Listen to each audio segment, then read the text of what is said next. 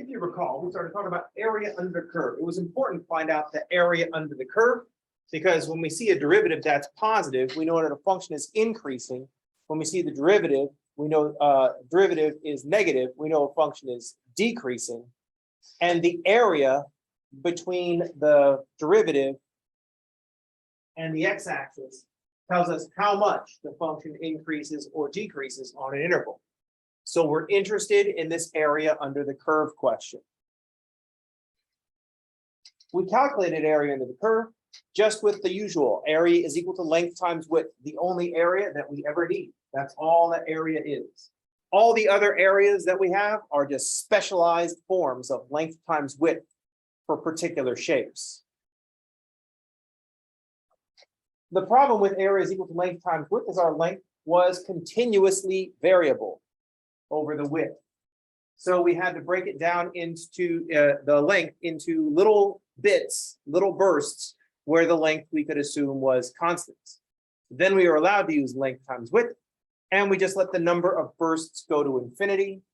And that led us to the fundamental theorem of calculus.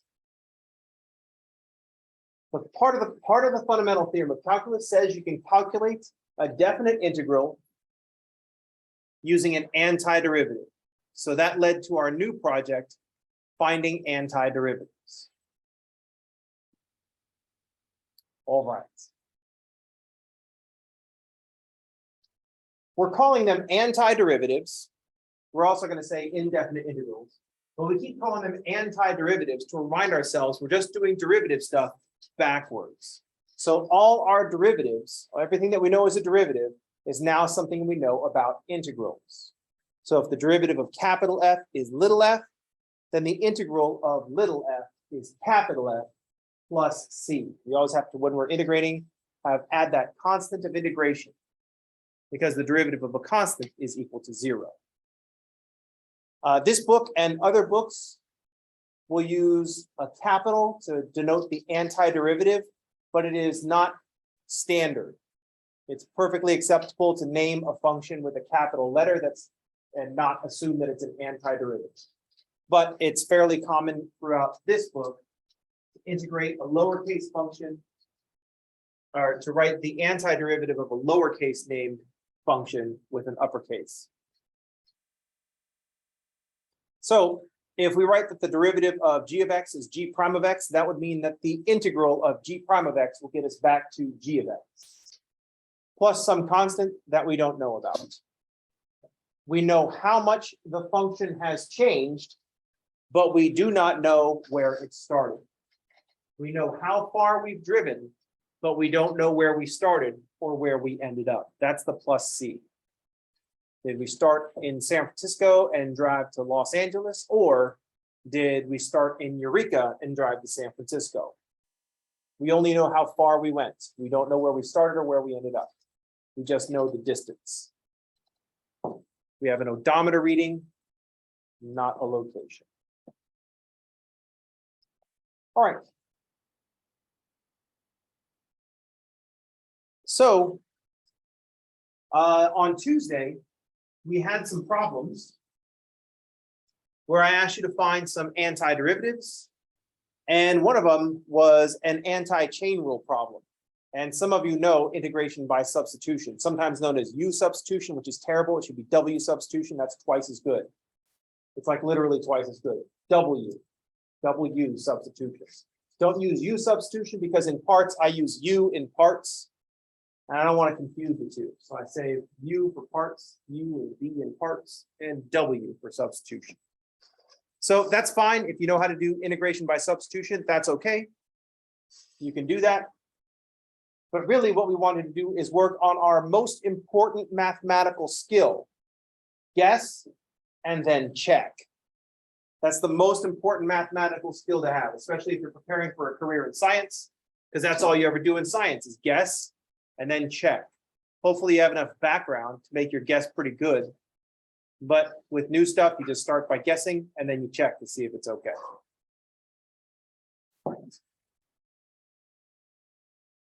So what we want to become skilled at doing is looking at a function that we want to integrate and identifying when the chain rule was used to find this derivative. Remember, this is inside the integral, so this is the derivative of something.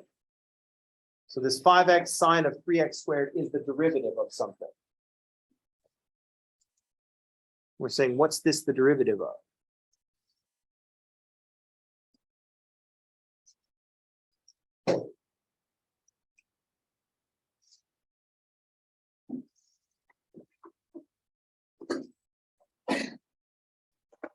That's the integral question. What's this the derivative of? Here's what we want to notice. Here's what will tell us that we use the chain rule to find this derivative. Notice that inside the sign, there's a 3x squared. And as a factor in part of our integral, there's an x. Inside, there's an x squared. And outside as a factor, there's an x. So there's something that we can identify as an inside function.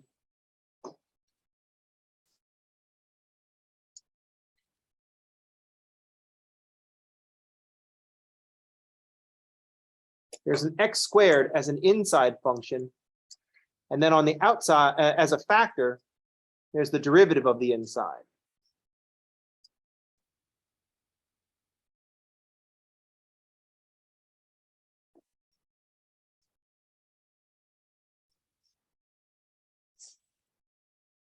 So I see something I can identify as being inside and the derivative of the inside as a factor. Not just sitting there at random, it's specifically as a factor.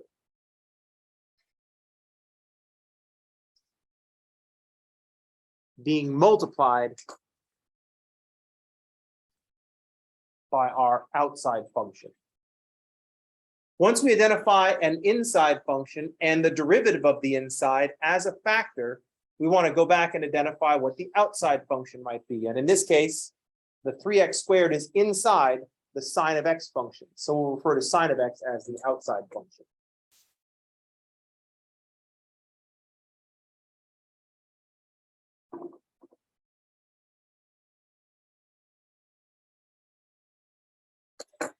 Those are the parts we need. I need an inside function sitting inside the outside function. And then I need the derivative of the inside as a factor.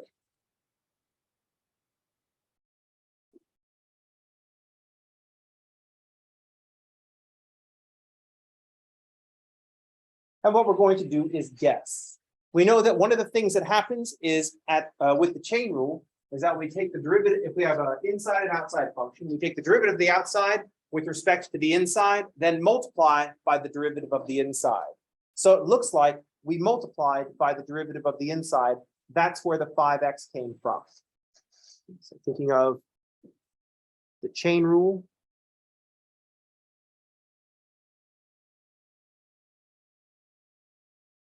Well, we're finding the derivative with respect to x of some outside function and some inside function.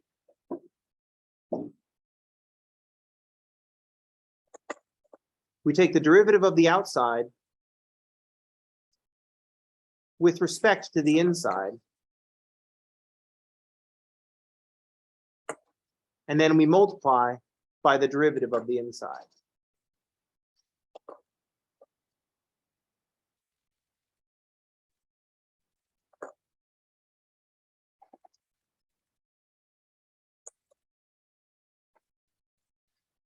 So that derivative of the inside showed up because of the chain rule.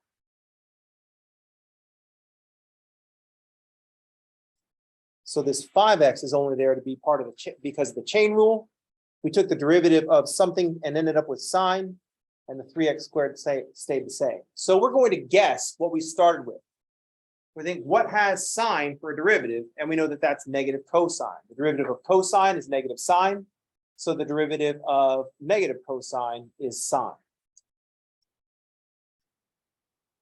So we want to take the derivative.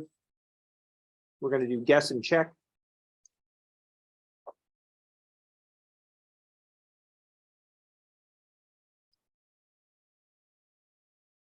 Derivative of cosine stuff is negative sine stuff. So I'm going to fix that by just putting a negative out in front Derivative of negative cosine stuff will be sine stuff.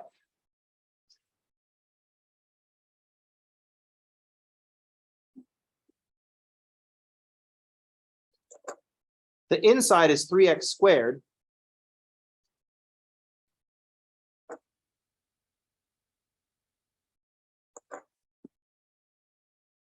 And the 5x, we're thinking that's only there because it's the derivative of the inside. That's what shows up from the chain rule. So what's the derivative of negative cosine of 3x squared? The derivative of negative cosine of stuff is sine of that stuff.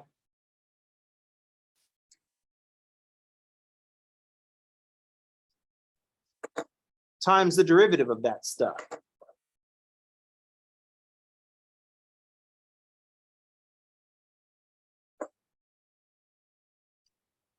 Now all we have to do is include the constant factor to make the constant a 5 and not a 6. Now all we have to do is some cosmetic work on the outside.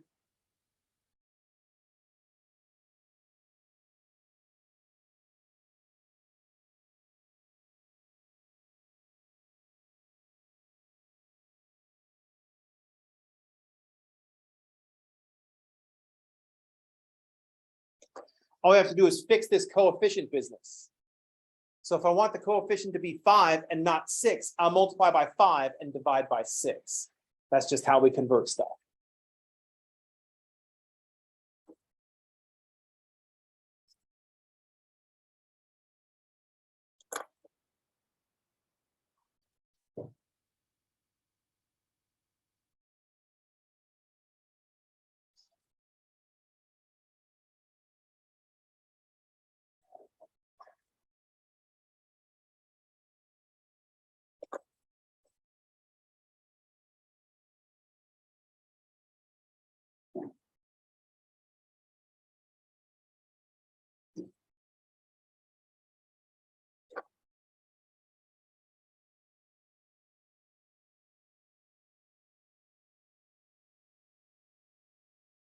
So the derivative of negative 5/6 cosine of 3x squared is positive 5/6 sine of 3x squared times 6x, the derivative of the inside. The 6 cancels, and we're left with the 5.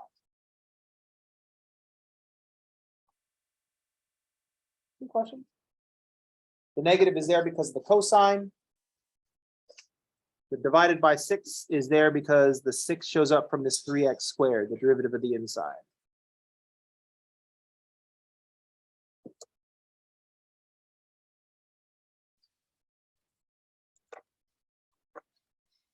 We don't worry about the x. The 5x, or the x part of the 5x only shows up when we take the derivative with the chain rule. So when we're going back, that's why we don't have to worry about what happened to the x. That's only there because of the chain rule.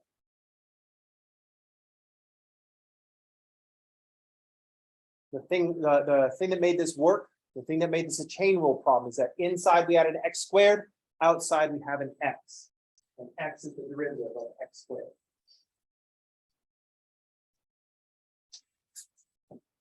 Any questions?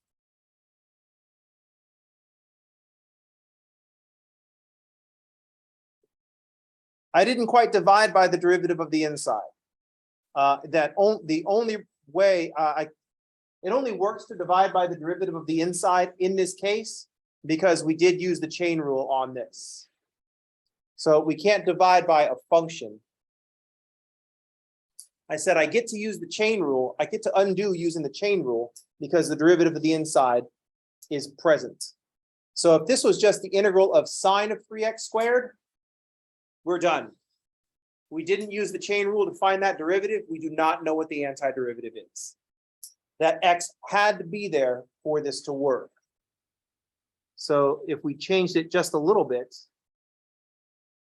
to say 5 sine of 3x squared to x, we can see that the x squared is inside, the sine is outside, but we don't have the derivative of the inside, so we did not use the chain rule to get here. we see a lot of the same stuff. We see an x squared inside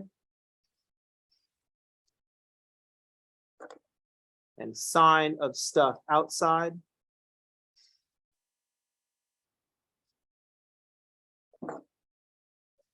But we do not have the derivative of the inside.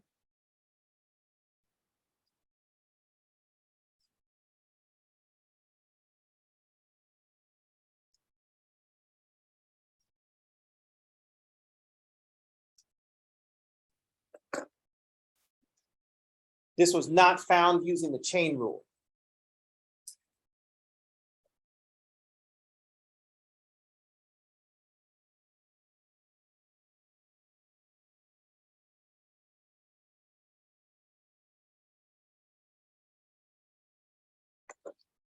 So we don't get to undo just with the chain rule.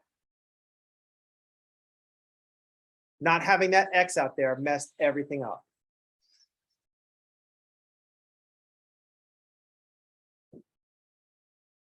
Also note it is very specifically an x. That's what's the derivative of the inside. I can't just have any extra stuff running around.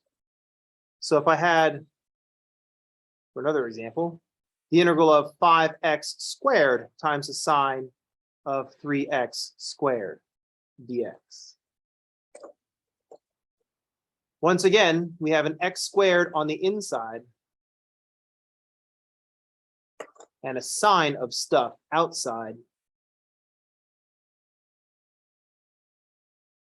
But we have the same problem as the previous one. We do not have the derivative of the inside as a factor.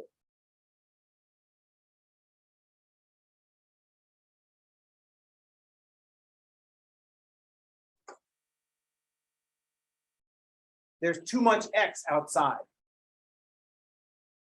One of those x's can be the derivative of the inside, but there's a whole other x there messing everything up.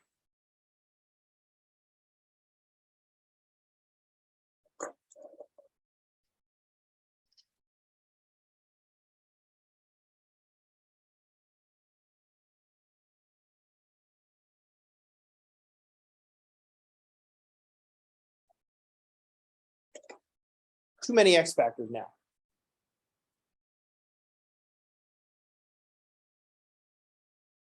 If you identify a 3x squared as being the inside, you've got to have an x on the outside. Anything other than that, and you're not doing an unchained rule problem.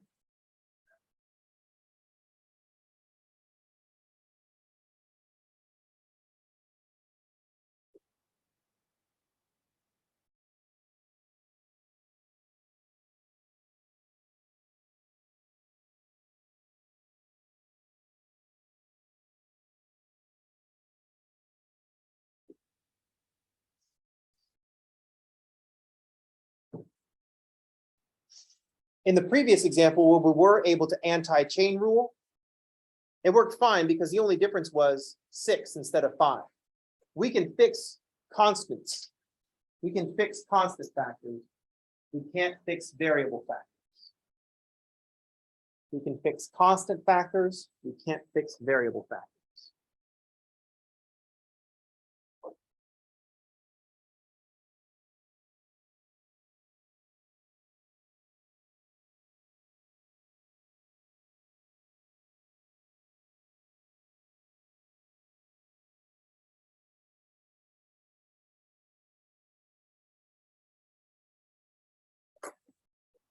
Constant factors, no problem. We can fix those. Variable factors, can't fix that. We have to do something else.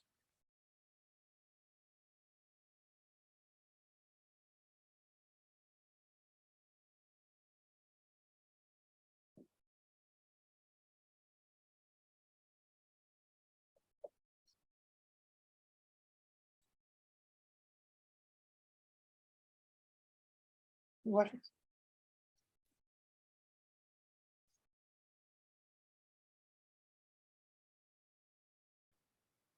The other problem that fit this category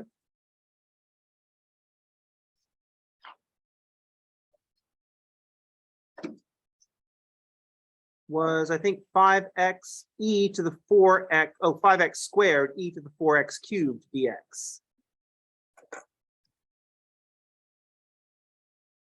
So here we identify the x cubed as being inside. To make anti-chain rule work, we need an x squared on the outside, and that's exactly what we have. No more, no less. It's only going to work if there's x squared as a factor. So here, we're going to see this x cubed inside and e to the stuff outside.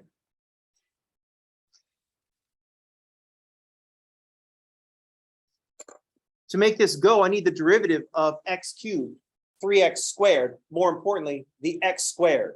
The 3 we don't care about so much.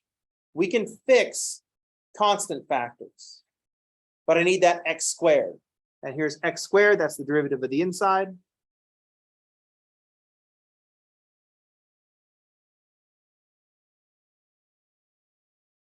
As a factor.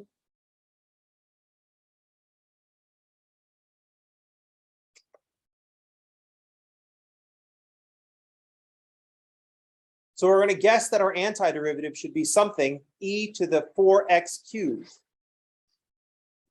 So I'm going to guess. What's the derivative of e to the 4x cubed? The derivative of e to the 4x cubed is e to the 4x cubed times the derivative of the inside, which is 12x squared. I just need to make that 12 a 5. So I'll multiply by 5, divide by 12, and we're done. So I want 5 12s e to the 4x cubed plus c.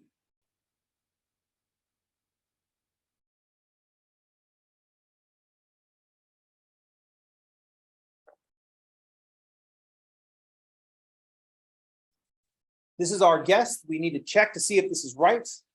The derivative of 5 12s e to the 4x cubed is 5 12s e to the 4x cubed times 12x squared. The 12s cancel and leave behind the 5. The derivative of c is equal, the plus c is equal to 0. So it all works out. That's the check phase.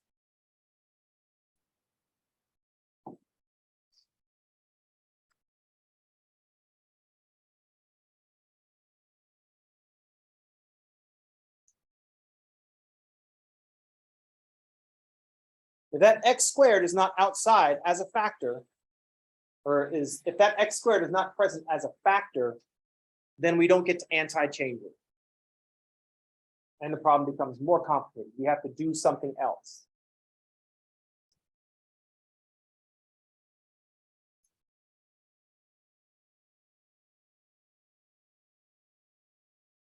Any questions?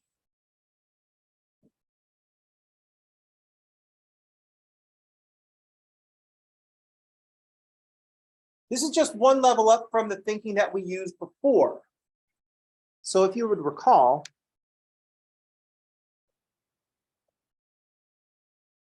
we had stuff like the derivative of cosine of kx is k times this derivative. Cosine is negative sign. Negative k sine of kx. That k shows up because it's the derivative of the inside.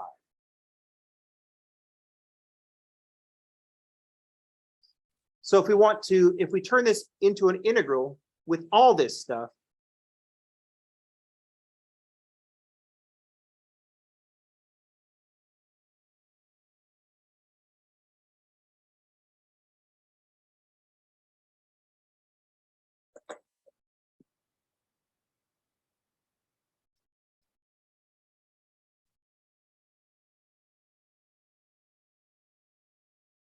since the derivative is a linear operator, the antiderivative is also a linear operator. That is, the derivative of a constant times a function is that constant times the derivative of a function. So the integral of a constant times a function is that constant times the integral of the function. So what I could do is I could divide both sides by a negative k. That's just moving constants around.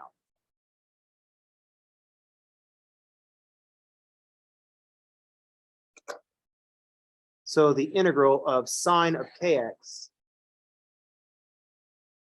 the x is minus 1 over k times the cosine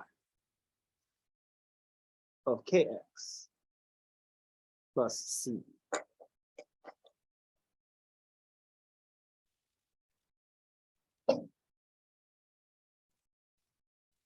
Note that the plus c is an arbitrary constant. If I take an arbitrary constant and divide it by negative k, we just get another arbitrary constant.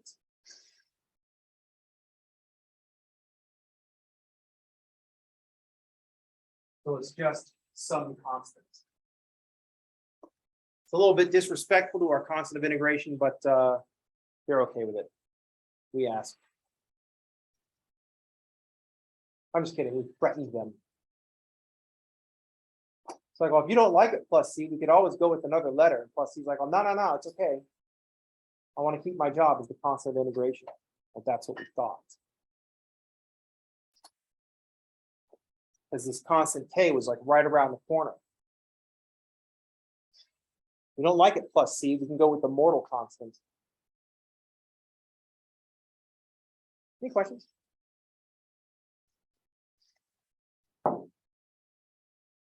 How's everybody okay? Everybody looks very sad. Enough. We read up on this, Leach. This is called integration by substitution. It's in chapter 7. What the fuck, dude? Last I checked, we were talking about chapter 4, and now we're in chapter 7. Why did it go so fast? This is so you can have this in your subconscious for a lot longer. If I do chapter 7 in like the last week of school, nobody would worry about it. I'd be like, oh, it's stuck in the last week, so I don't care.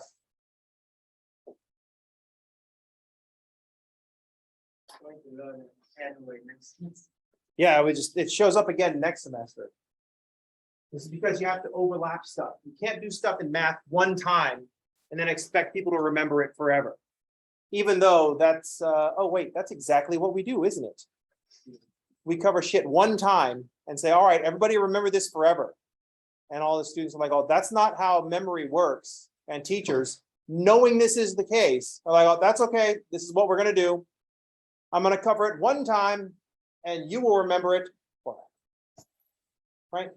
That's why everybody here who's been through a trig class, which is everybody, you all remember your double angle identities, right? Right? What? You don't remember your double angle identities? See, you can't do things one time and then expect people to remember that. It's just not how it works. You can't break math up into a bunch of little things and just build until, because everybody just doesn't remember all the stuff that you had before. Do you know what I mean? It's not like your brain works exactly like cloud storage and it just has all the stuff in there.